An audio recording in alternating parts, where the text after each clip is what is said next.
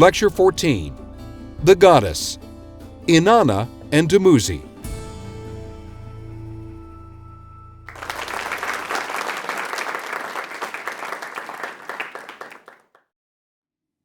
In our last lecture, we looked back at a time when the great goddess seems to have been more important than she perhaps has been ever since, both creatrix and culture bearer.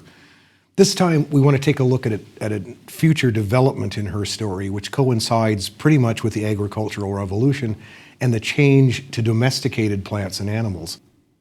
Many of those early cave paintings feature prey animals, which seem to us anyway, although we're partly guessing at this, to be those prey animals are dependent on the fertility of the goddess, just as human fertility is. Once people settled down, the goddess's fertility roles shifted to the plants and animals that became the basis of village life. Initially, in the story that we're going to look at today, Inanna seems to have been associated with the storage of grain in warehouses, and Dumuzi with the growing power of the grain or the date palm. So the soil itself, as we move to the agricultural revolution, the soil itself becomes the body of the goddess, the womb that gives life. The great goddess becomes the great goddess of agriculture, just as in Greece, Gaia, the great mother, gives way eventually to Demeter, who's the goddess of cereal grains. The male role in agriculture becomes more precise as we move to the agricultural revolution as well. Mircea Eliade, in his Patterns in Comparative Religion, says that there might have been a time in human history when humans didn't understand the relationship between sex and procreation. If that's the case, then it would have made women seem even more powerful and magic than they already were, because they were then able to produce both males and females out of themselves, by themselves, without any male help. He gives some examples to illustrate this. There are many early myths in which a child is placed in the womb by contact with some object or animal, a crocodile or a frog or a swan or a fish. And in other stories, there are stories where the souls of unborn children are placed in chasms or rocks or other sacred places where they are then ritually moved from those places into the womb of the mother. We've actually had an example of that kind of myth in Lecture 13 in the dream time for the Northern Australian Aborigines. Kuna Pipi, remember, part of her job in laying everything down at the beginning is to fill all of the magic places with the souls of unborn children, which will then be reclaimed or claimed by women coming by who wish to become pregnant and have children. I don't know if Eliade is right or not about this. There's no way, as I said, we can absolutely tell. But by the time we get to agriculture, the experience of animal husbandry would have taught people the male contribution to conception. So if the goddess is still the source of fertility and life, the soil in which things grow, the male by that time becomes sort of the phallic plow which turns up and fertilizes the female ground. The plow in those days was really not much more than a stick, so the phallic association would have been visually very precise. As Inanna puts it in one of her hymns, she says, she being the great goddess, she says, "Who will plow my vulva? Who will plow my high field? Who will plow my wet ground?" This myth and these myths coalesce finally into what is perhaps the most famous and widespread of all myths of all times, the vegetation myth, in which a goddess who embodies the fertility of the earth mates with a male who might well be her son. He has to be related to her in some way, since all life comes from the goddess in the first place. We remember, for example, Gaia generating Uranos and then mating with him, so in a way she's mating with her son as well. He provides the fertilizing seed, which the goddess then gestates into another year of plenty.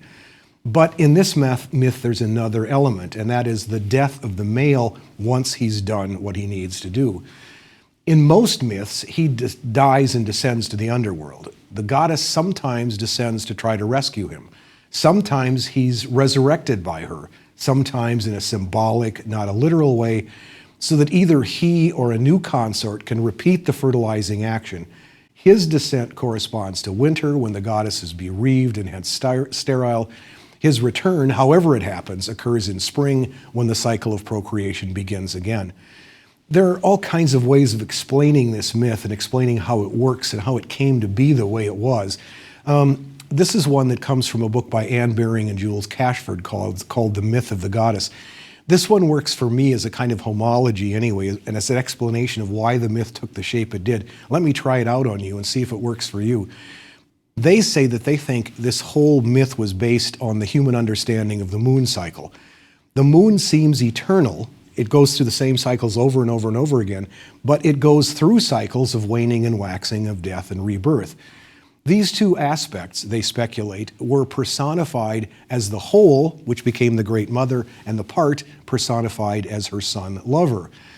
In the moon cycle, the goddess gives birth to her son as the new moon, marries him as the full moon, loses to him to darkness as the waning moon, and then rescues him in some ways as the returning crescent. The goddess is the eternal cycle, the life, the death, and rebirth as a single process, which then repeats itself over and over. The young male is her mortal form in time, subject to birth, growth, and death, and in some versions to rebirth. The Greeks had two words for these two concepts: Zoe, meaning infinite and eternal life, and bios, meaning a living and dying manifestation of the eternal in time. Zoe, Baring and Cashford say, is like a thread on which the individual bios is strung like a bead. In the agricultural myth, the goddess is the Zoe, her son lover, who emerges from her and then returns to her is bios. She is the totality of the lunar cycle. He is the individual phases of the moon. So in this myth, the male is the living and dying aspect of the whole. And the whole, of course, is the matrix, the eternal. The moon might have suggested that death was necessary for renewed life, and the agricultural experience of planting seeds in a ground which then sprout into new life would have reinforced this vision of the necessity of death for new life. As Baring and Cashford put it as a sort of summary of what we've just been going over, if the Great Mother is identified with the cycle of the moon, which is permanent and unchanging, and the sun with the individual phases that wax and wane, then their disappearance could have been interpreted as a sacrifice back into the mother that allowed the cycle to begin again. To enact this myth literally would have meant killing and dismembering a sacred victim who personified the dying moon as an image of dying life, burying his parts in Mother Earth, and then waiting for new crops to appear, the same cycle that they go through each year. Sir James Fraser's The Golden Bough, which we've had occasion to mention several times already in this course, was written to explain the ritual that grew out of this myth, in which a consort of the goddess each year is either literally or ritually killed and then replaced by a younger male who can guarantee the fertilization of the goddess. As Fraser notes, the ritual was celebrated in spring in a ritual marriage. The king is either literally or ritually killed, and a new king takes his place, either literally a new one or the old king who's gone through a rejuvenation ritual. Then he mates with a priestess who stands in for the great goddess to ensure fertility for the new year. Our myths this time are from Mesopotamia, Sumeria to be precise, the oldest civilization in the region. We've already been to this part of the world several times in this course with the Enuma Elish and two flood stories from the Atrahasis and Gilgamesh. Here we're going to be looking at two poems dedicated to the relationship between Inanna, the great goddess, and her consort Dumuzi. The first is called The Courtship of Inanna and Dumuzi, and it's a very polished literary work. It is also almost a pornographic literary work. At least it's very richly erotic, and it must have excited quite a few young people who had a chance to read it. The poem begins when Inanna's brother comes to her and asks her whether she doesn't think it's time that she got some new linens for her bed. What he's really suggesting is, isn't it time for her to be thinking about her marriage when she will need new linens for her bed? She says, she pretends not to know what he's talking about. She says she doesn't know anything about domestic tasks, and beside her linens are just fine. But he keeps at it until she finally says, all right, who do you have in mind? And he suggests Dumuzi. Dumuzi is a shepherd. She says if she's going to marry, she would prefer to marry a farmer rather than a shepherd, but he insists, and eventually Dumuzi is allowed to come and see Inanna and to see how this would work out. That contest, that contrast between the shepherd and the farmer is one that we've had in other myths already in the past. The Cain and Abel story, for example, in the Old Testament, and the twins that the pregnant lady gave birth to after she fell out of heaven in the Huron myth. At any rate, when Dumuzi comes to visit Inanna, they initially disagree, but the disagreement, as sometimes happens, turns them both on, and she eventually agrees to the marriage. Then we get the wedding itself, which seems a reenactment of a Sumerian wedding ceremony. In it, the groom shows up at the bride's door with 3 groomsmen. In this case, Dumuzi brings a bird catcher, a farmer, and a fisherman, each bringing gifts. Dumuzi himself brings milk from his sheep. Inanna, meanwhile, anoints and decorates herself. When she's ready, she opens the door, which seems to have been the central moment in the Sumerian ceremony, and it probably has some sexual connotations as well. Torkild Jacobson, in a book called The Treasures of Darkness, which is a book about early Mesopotamian religion, says that in prehistoric times, Inanna was the goddess of the storage granary, while Dumuzi was the god of the date palm or grain, so that when at harvest, his produce was put into her granary. That marriage was reenacted. The power of fertility had been captured for another year. That myth also led the Sumerians and all later peoples in the area who followed them to a different kind of ceremony in which the new king would enter the holiest place at the very top of the city's ziggurat, the stepped pyramid dedicated to the goddess of each city, and there a priestess, anointed and decorated like Inanna, would receive him in reenactment of the marriage of grain and granary. As we noted back in Lecture 4, the Babylonians were still celebrating this festival in exactly this way 1,000 years and more later. The focus of this poem is on Inanna, not on Dumuzi. She is the source of fertility. She needs to be turned on and cultivated to be satisfied with him in order to assure another good year of crops. Dumuzi in this poem is himself more or less human. He's a representative of the community who has to perform certain tasks to bring Inanna to bestow her blessing. In the poem itself, Dumuzi, thanks to that blessing that he gets from her, is made king of Uruk. From then on, the king of Uruk was always considered an embodiment of Dumuzi, who, thanks to Inanna, rules over crowded sheepfolds and lush grain fields and forests full of deer and wild goats and orchards burdened with fruit. The blessing at the end of the poem says, "O my queen of heaven and earth, queen of all the universe, may he enjoy long days in the sweetness of your holy loins." The text is very explicit about the consummation of the marriage, and I will let you read that part yourself so this does not become an R-rated lecture. Dumuzi is very clear throughout, however, that his part is simply to stimulate her abundance. As he says, "O lady, your breast is your field. Inanna, your breast is your field. Your wide, wide field which pours out plants. Your wide field which pours out grain. Water flowing from on high for the Lord, bread from on high. Pour out for the commanded Lord, I will drink it from you." And she is likewise equally explicit about the fact that his own fertility is a gift from her. As she puts it, when she speaks to him, she says, "He has sprouted, he has burgeoned, he is lettuce planted by the water. My honey man sweetens me always.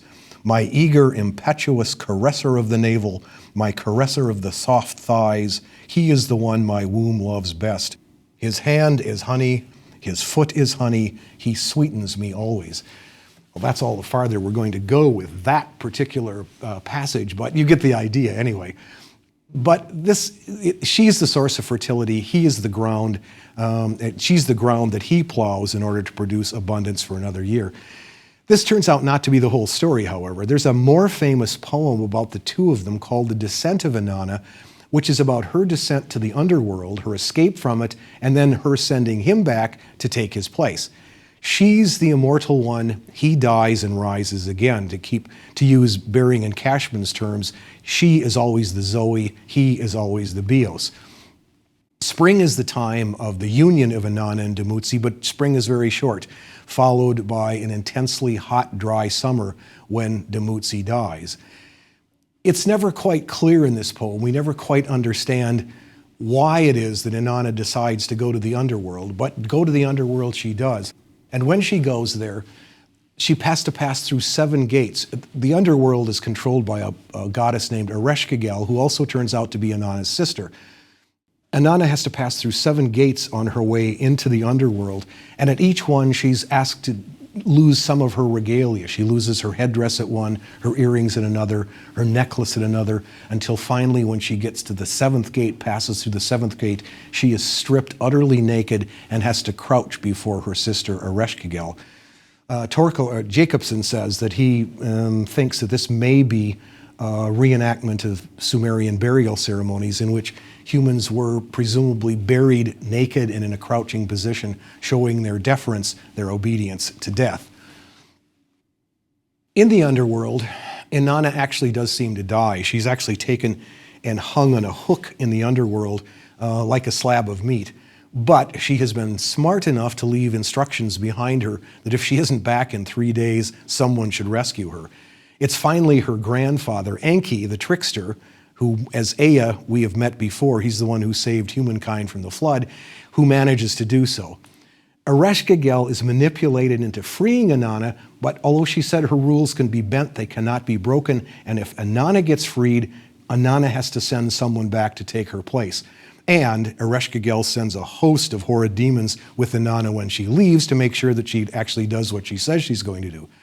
Most people, when Inanna returns home, have missed her, so that she doesn't send any of them back. But Dumuzi is playing the king in grand fashion, seemingly unaware that, that Inanna is even missing. So she looks at him and she says, you're the one who's going back to take my place. The poem from here on spends a lot of time describing Dumuzi trying to escape from this host of dragons or demons, but eventually they corner him, they kill him, and they drag him off to the underworld. Dumuzi's mother is devastated, his sister Geshtinana is devastated, so is Inanna once she's had a chance to cool off just a little bit and realize what she's done. Eventually, a deal gets brokered with Ereshkigal. She's maneuvered once again into bending her rules. And in the final solution, Dumuzi spends half of each year in the underworld, and then his sister takes his place for the other 6 months. This turns out to be a really rich vegetation myth. It has a lot of parallels, as we can see, with the Greek Demeter and Persephone myth, in that the 6 months that Persephone spends in Hades is winter while her mother mourns, and the 6 months she spends with her mother are spring and summer when her mother is happy and produces crops again. Here, the time that Dumuzi spends with Inanna is the growing cycle. The time in the underworld is the year's sterile time. Dumuzi dies when the grain is harvested and he goes underground for storage. There may even be a tiny hint that Inanna herself dies, or almost dies, when the food supplies at the end of the year become dangerously low and all that's left in the storehouse is a slab of decaying meat, which is what Inanna herself was when she was in the underworld. That Enki should turn out to be her savior is absolutely right. We remember from Lecture 9, his name there was Ea, his Semitic name, but he is the Lord of fresh waters, and it's the springtime inundation of the Tigris and Euphrates that generates all this new life, which turns the desert into green pastures and fields. The revival of the year implies the death of Dumuzi, since he's a shepherd, and the end of the growing season means the slaughter of his flocks so that meat can be stored for the coming winter. In a way, he dies with his sheep at the end of the cycle. And that cycle, like the eternal return of the moon, is repeated each year. Inanna comes close to dying herself as the storehouses are emptied, and her return coincides with that of Dumuzi, when the grains flourish, when the ewes give birth to lambs to produce the milk that was Dumuzi's gift to Inanna on their wedding day in the first place. There's one more really nice detail in the story. Geshtinana, Dumuzi's sister, was, again, Jacobson is the one who tells us this, was originally the embodiment of grapevines. Now, grapes are harvested at the end of the dry season, so Dumuzi returns from the underworld to help Inanna generate the season of grain and date palms and flocks, and then dies. Inanna returns to help generate the season of grapes, and when they're harvested, she dies, and it's Dumuzi's turn to come back again.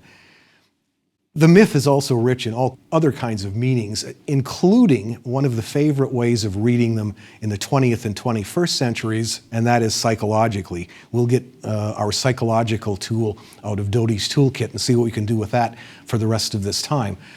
From this perspective, when Inanna travels to the underworld to confront her sister, she is really confronting her other half, the dark side of herself, because Ereshkigal is in fact her sister.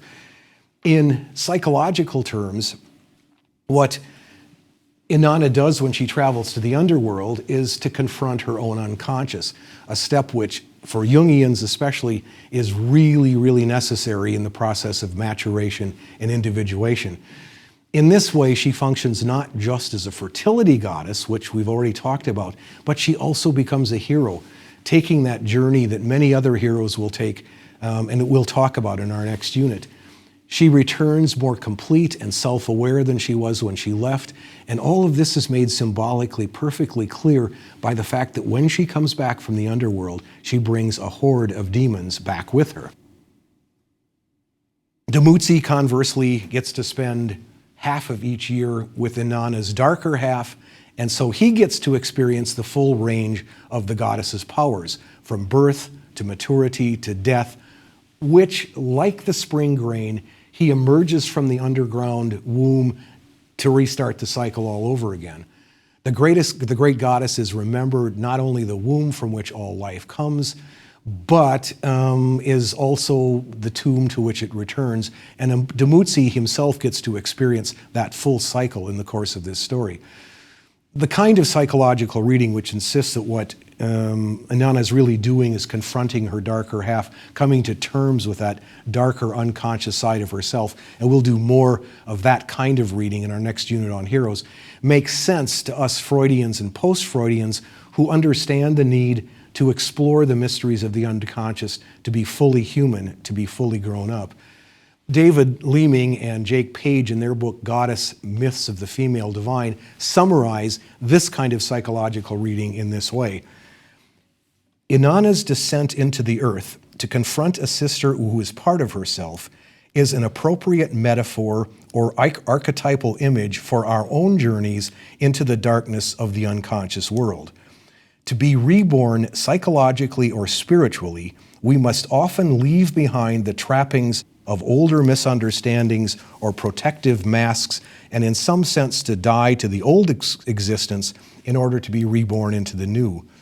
Our subconscious, if not literal understanding of this process, is contained in rituals like baptism and works of literature like King Lear, where Lear must strip himself and confront the death of Cordelia before he can discover the whole king behind the mask of the misguided being who had divided himself as a kingdom into three parts.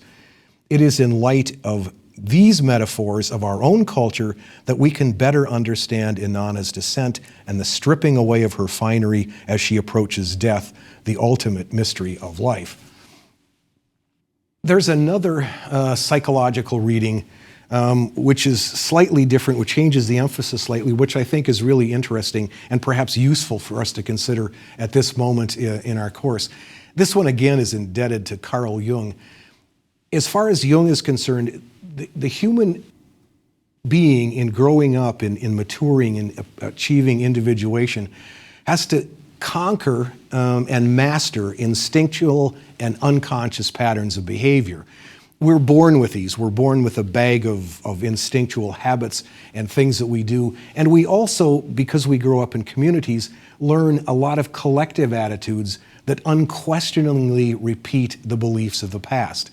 And so that we have our own instincts, we're born with those, and then we acquire a lot of collective attitudes that we pick up from the culture in which we're raised. Inanna's journey to the underworld in this particular kind of reading symbolizes the need of the individual to separate him and her or herself from both those instinctual responses and from collective ones by challenging the tribal vision. The two of the gods that Inanna asked to rescue her if she isn't back in 3 days illustrate this commitment to collective attitudes, to tribal wisdom. Both of them turn down her maid when her maid comes to ask for help. They say they're afraid of Ereshkigal, and Inanna had no business going down there anyway, which is no doubt the prevailing idea. So in some ways, the underworld or the dragon or the monster that later heroes will have to face is really one's own fear, which has to be mastered in order to achieve individuation. Baring and Cashford say that in all myths, the hero's quest is a kind of symbolic drama of what is really an inner conflict. And it's valid in any age for men and women alike, whenever unconscious bondage to fear prevails, or whenever our dedication to received and collective habits becomes so strong that individuation becomes impossible. They quote Carl Jung on this issue, and this is what Jung says about this particular kind of reading. In myths, the hero is the one who conquers the dragon, not the one who is devoured by it. Also, he is no hero who never met the dragon or who, if he once saw it, declared afterwards that he saw nothing. Equally, only one who has risked the fight with the dragon and is not overcome by it wins the hoard, the treasure hard to attain. He alone has a genuine claim to self-confidence, for he has faced the dark ground of the self, of his self, and has thereby gained himself.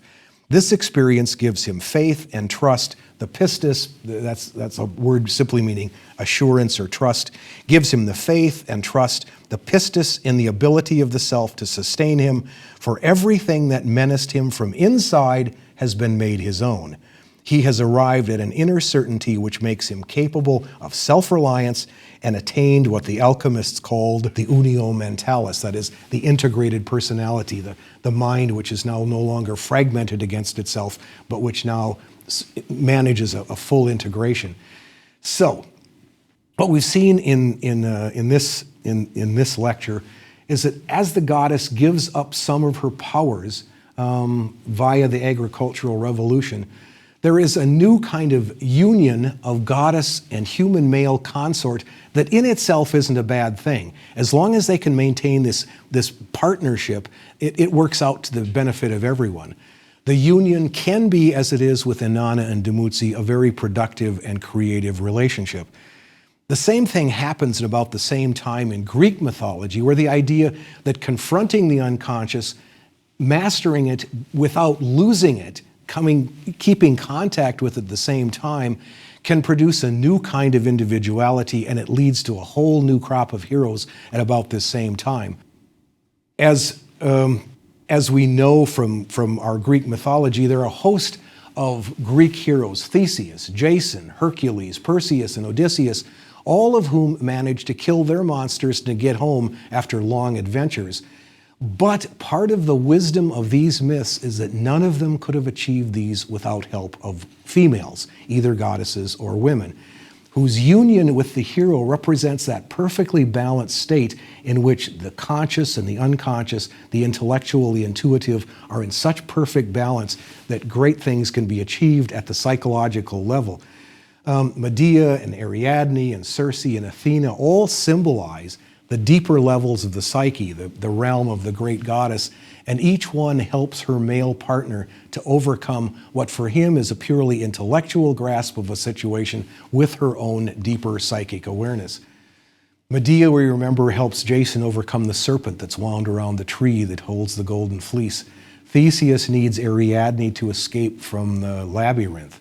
Perseus kills Medusa with the help of Athena, and also with the help of that eye he gets from the three women, the Gracchi. And Odysseus is guided home by Athena after he has been seriously and significantly helped by Circe and Calypso. And so there is a way in which another different kind of psychological reading can help us understand that in a way, in Jungian terms, coming to this perfect balance between the two halves, between the conscious and the unconscious, can lead to the kind of heroism that Jung always talks about, that is the unio mentalis, that integrated personality. In earlier times, as in the Inanna And Dumuzi myth, men held their thrones as sons and lovers of the goddess, and in their heroic quests they succeed only with the help of the goddess. In all of these ways, in this kind of psychological reading, the female personifies the older layers of consciousness that have to be sought out by the hero who can't get to where he's going without them.